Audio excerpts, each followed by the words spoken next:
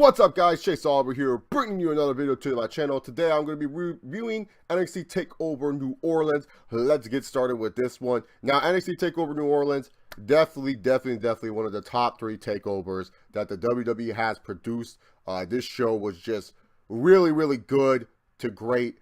I wouldn't say top from bottom. There was some stuff that I didn't really like from this show, but from overall enjoyment wise and overall like trying to get someone into the NXT product wise, this is definitely a takeover I would show to your friends. If like someone's gonna be like, oh, why should I watch NXT? Even like wrestling fans that are on the fence about NXT, show them this show, and maybe this show can change their minds a little bit. And maybe a casual fan that's kind of like interested in NXT, if you showed them this show, I definitely think they would change their mind, because this was a really great show by NXT. Fun stuff.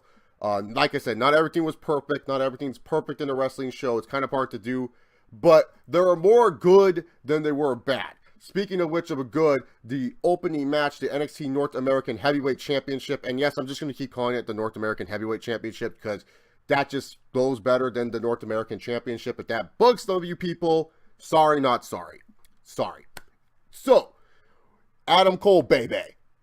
EC3, the one and only Ricochet, Lars Sullivan, Killian Dane, and Velveteen Dream went at it. And I'm pretty sure a lot of us fans thought this match was going to be good, but we didn't expect it to be this damn good. This match over-delivered, and in a good way. It's not a bad thing when a match over-delivers. Sometimes you can over-deliver and do a little bit too much, but this match did a lot better than I thought it was. Because I said, okay, this is going to be a good match. You know, you either open with it or put it in the middle of the card. It'll work well. They open with it. They had a good showing. Every guy had at least a highlight in this match where you could say, dude, they killed it in this match. Like Lars Sullivan, a guy who I haven't really seen much because of his injury, looked really good in this match. It made me remember, like, oh, this guy has some potential in the near future. Killian Dane, who I joke about being a Vince boy, because really, to be honest, he is, really showed that, hey man, minus him talking a little bit too loud in his spots. Gotta work on that, Killian. Just a little bit. He was screaming a lot. Hey, don't worry, I got you. You're fine. Velveteen Dream, minus him fumbling with the ladders a little bit in this match, looked good. Ricochet was Ricochet. I mean, he didn't seem watered down like most independent fans are worried about. EC3 did his EC3 shtick and was really good in a good heel heat on him, which was very surprising because when someone debuts, especially onto NXT, they normally become instant baby faces, but EC3 was able to keep it where the fans were booing him. Adam Cole continued his hot streak of being really good in the ring from TakeOver since he's debuted, and really, to be honest here, just everyone shined and looked good. And honestly, the right guy went over with Adam Cole. You brought Adam Cole in at NXT TakeOver Brooklyn. You had it where he was featured heavily in the War Games match. But other than that, Adam Cole really hasn't been doing much. He's been floundering. This title right here showed that you're committed to Adam Cole. Then we move on forward to the NXT Women's Championship match. Now, this match, I definitely would say it was a mixed bag. Because after a hardcore, insane ladder match that we witnessed, it was like we went to a slow plotting storytelling match between the two women. Now, I'm not going to say the match was bad. I thought the match was okay, but I saw a lot of people giving a lot of high praise to this match, so maybe I have to go back and watch it. But for what I was watching and from what I was seeing live, it was an okay exchange. Much better than their match that they had at TakeOver Philadelphia for sure. Shayna Baszler definitely has a storytelling aspect added into her character.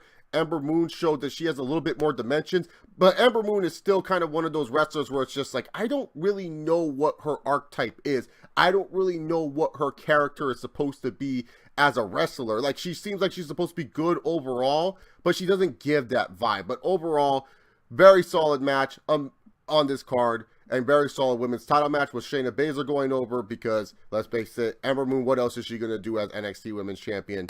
Nothing more. Shayna Baszler now can be the heel, and you can build off a bunch of stories that they already established with her attacking at the Performance Center and all that other stuff. Then we get on to the NXT Tag Team title match, and this is the one match that I'm going to shit on. I know that's going to piss a lot of people off. The match itself was there, but the ending was stupid. And I don't care if I pissed off the ROH bots. Yes, I still call them ROH bots, or the indie fanboys, or I don't care. This was a dumb ending. And there's many reasons to why it is dumb. So what happens at the end is that it looks like Pete Dunne and Roderick Strong, We Can Wrestle, are going to beat the Undisputed Era by pinning Kyle O'Reilly's boring ass. And then all of a sudden, freaking Roderick Strong turns heel and he joins up with the Undisputed Era.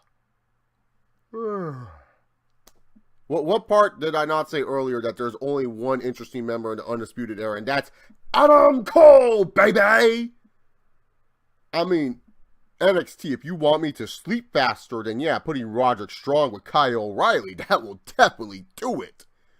But this ending was stupid. You've had it where Roderick Strong this whole time has been talking about how, oh, I just can't wait to win a championship here in WWE. This has been my goal, my dream. And Pete Dunne, I chose him because I saw similarities inside of him and me. I saw that he just likes to wrestle and put on good matches and is hard-hitting. So we're going to win the tag titles. He's saying all this shit on the pre-show. Like, this is how he is, man. Like, he's all saying this stuff. He was feuding with these guys. He went to war with them at War Games, teamed up with the Authors of Pain, a team that he doesn't really like all that much. And now, all of a sudden, it's just like, oh, we're supposed to sit here and be like, oh, LOL, Roddy turned heel. Isn't it awesome? He's with the guys again. He's with the boys. The boys are bucking town, undisputed. Ah, fuck. It's like CM Punk joining the new breed. Nothing good comes out of it. Fuck Roderick Strong and fuck this turn. Tag match was definitely the worst part of the show. And it's not like the match was bad. It was just the ending was stinky. Like, oh, what a stinky ending. Like, it was like a stinky diaper I just wanted to throw away and forget about and move on. And thankfully, the NXT Championship match made me forget about that stinky diaper. It was just like, oh, a match a year in the making. A rematch from last year's TakeOver Orlando Classic. El Idolo taking on Aleister Black, Tommy End, whatever the hell you want to call him, for the NXT Championship. Something that ever since Aleister Black came to NXT, you knew this guy is going to be the NXT champion sooner rather than later. Because WWE is high on this guy. And they should have every right to be. He has improved so much since last year. And, you know, I know a lot of people give Andrade a lot of credit. But I know a lot of people don't notice Aleister Black's improvement because people already conceived him as good, so they don't really notice certain little aspects of improvement. But when I watch Aleister Black, I remember he used to rely so much on his kicks and rely so much on the fact that he can hit his kicks on different various angles and doing all these flippy high spots that he really never really connect into storytelling development. It wasn't until he settled down in his third month in the WWE brass where I was just noticing this guy is getting it. This guy is telling a story inside of the ring, and you can almost put him with any worker and the match would be pretty damn good. Because the one thing I feared was like, what would happen when Black lost his undefeated streak? How will the WWE book him after that? And yes, the booking wasn't perfect, but Aleister Black, the character, still made me feel like he was a big deal. Aleister Black, the character, still made me believe, oh shit, he's still undefeated. No, he lost. He's no longer undefeated, but he still has that feeling of being an undefeated superstar. He has that aura and presence around him. Now, am I saying that can translate to the main roster? I don't know. I haven't seen him on the main roster enough. But for NXT and what NXT wants to do, yeah, it translates very well. Andrade Almas, you have definitely turned a 180 on your career, and you've put on great championship matches. I would say if you want to look at an NXT champion based off match quality, Andrade Almas is the best champion when it comes to match quality. By far, no questions asked. But it's now time for the Black era. Aleister Black and Andrade Almas was a good NXT title match. It's what you wanted from an NXT title match. It had a good story with it. Was Zelina Vega finally all her little shenanigans caught up with her? You know, all this time that she helps Andrade, she ends up being the one that may have cost Andrade that NXT championship. But at the same time, it didn't make Black look like, oh, that was the only reason why he won. No, he won it on his own too. So really good stuff. Fans were looking forward to the Black thing, and that's like always a problem too. when people know someone's going to win, sometimes the crowd's not really invested in it because they're like, well, we know he's going to win, so who really cares? But when Black won and he pinned Andrade, they were like going ballistic, and that makes me happy. Congratulations, Aleister Black. Good NXT title match. But the main event of the evening had to be Johnny Wrestling, Johnny Gargano, taking on Timaso Ciampa in an unsanctioned match between two heated rivals. Man. The match was really, really solid to start. But then once you started getting to the end, when they started to add little story elements of the DIY feud and everything, oh, this match turned into high gear. What a great match between these two. What a great main event.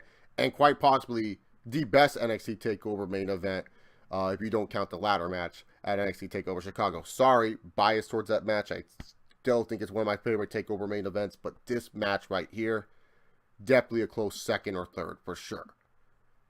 Jesus, man. Just the feelings that you got watching this match were really, really good.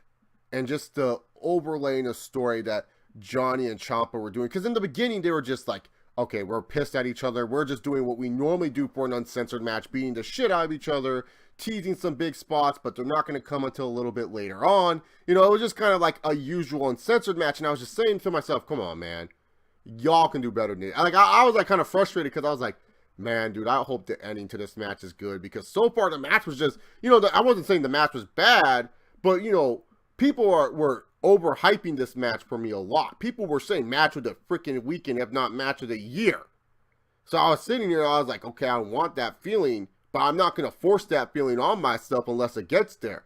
And then once you started getting into the middle and the ending portion of the match, when the crutches got involved into the match and started doing all this other crazy stuff with the crutches and the storytelling with the knee, and then you had it where Johnny wins with the STF with the knee brace, man, dude, that shit was crazy. Because, like, it was good, too, because it was like Johnny, he really wanted to take out Ciampa, but he didn't want to go down the route that Ciampa did, man. He's still, you know, that's what I liked the most, too, about this match. Was like, Johnny, he was trying to do certain spots, but he was thinking about it, man. Like, no, I don't want to do that to Ciampa. I may hate this man. He may cost me my job, but I'm not going to stoop down to his level. I'm not going to go down to Ciampa's level just to get revenge. You know, I'm going to find revenge my own way. And he would not do certain spots because of it. But then Ciampa would force his hand, and then Johnny's like, okay, fine. I guess I have to go down that route if that's what it's going to take for you to understand. And so it was just little stuff like that that I appreciated, man. And I was really hoping to see a spot where they did the DIY hug. You guys know what the DIY hug is. It's where Johnny and Ciampa are laying there and they just do this. I was really expecting to see a spot like that in this match. Like, I thought it was going to come. There was a point in the match where Johnny was on the ground and then Ciampa was like frustrated because like Johnny wouldn't stay down and he was looking at him. Johnny was crawling towards him. I thought, oh, dude, you know what would get major heel heat if he were to do the DIY hug here and then lift him up and then that did the power bomb with the double knees. Oh, that would have been killer heat, but they didn't go with it. And then I thought Gargano was going to go for it when Ciampa was all pretending that like he was all like sad and was forgiving him and stuff like that. And I know a lot of people are going to probably say, and a lot of especially older school wrestling fans are going to say, man, if there was blood in this match, I really felt the story was told great without blood, because when you saw Ciampa's swolled up face and you just saw those eyes of his look at Johnny before Johnny hit him with the crutch, it was like, God damn, these guys were actually hitting each other. Yeah, blood is cool and all, but you know, someone who watches MMA like myself, I know what cuts look real and stuff like that. If I see someone bleeding like this, it's like, okay, you weren't really punching there the whole time. You were really punching here, here, and here. Like if he was bleeding and had a cut right here, okay, that's believable. But man, dude, he looked all swelled up, man. Like they were actually hitting each other hard, man. Johnny Wrestling looked swelled up too. But yeah, man, I was expecting the DIY hug. Other than that, though, great match. Johnny Wrestling got reinstated into NXT. The fans were happy about it. It was like just a really good ending. It was like, all right, this was NXT TakeOver. And like I said before, this is one of those shows you show to wrestling fans who are on the fence with NXT. Say, check out this match. Check out this show. If they don't like it afterwards, it's just their business. No need to force it on them. But this is one of the shows where I'm like, hey, this could maybe change people's minds into watching NXT on a weekly basis. Same with shows like NXT TakeOver Chicago and other shows like that. But this show definitely is one of those shows that I suggest you show to people who are wrestling fans now that haven't really watched NXT, or even casual fans, because I think especially Gargano and Ciampa, I think some casual fans can kind of get into that match. I definitely think the ladder match can get people into it. The tag match can't, because, you know, screw Roderick Strong. He is, oh God. But you get the idea. Overall, NXT TakeOver New Orleans was a great show. What did you guys think about NXT TakeOver New Orleans? Leave your thoughts in the comment section down below. If you guys liked what I said, give this video a big old thumbs up and hit the subscribe button and that little bell so you're notified whenever I do videos. Thank you guys very much. Remember, just like our champion Brock Lesnar, sometimes you don't have to give a shit in life. Pop your collars, because this ain't the last time you've seen me. You're going to get 2 more videos from me. Yeah, yeah. Yeah, yeah. Yo! That was a weak yahoo. I'll make it up to you guys.